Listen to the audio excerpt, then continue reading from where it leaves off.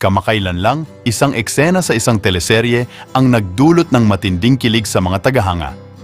Tila nakanakaw nga ng kiss si Kim Chiu kay Paolo Avellino sa kanilang eksena.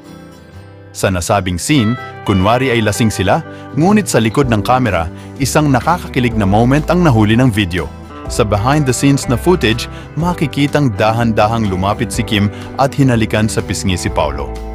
Ang halik na ito ay wala sa script, na siyang nagpaigting ng espekulasyon tungkol sa tunay na relasyon ng dalawa.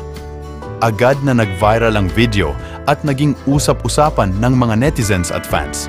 Tila unti-unti na ang pag-reveal ng dalawa sa tunay nilang relasyon.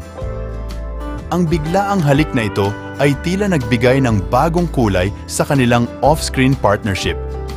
Maraming fans ang kinilig at nagpahayag ng kanilang suporta sa social media na nagbubunsod ng mga tanong kung may namamagitan nga ba sa kanila sa tunay na buhay.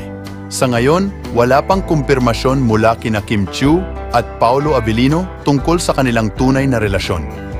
Ngunit ang kanilang chemistry, mapa-on-screen man o off-screen, ay sapat na upang magbigay ng kilig at saya sa kanilang mga tagahanga.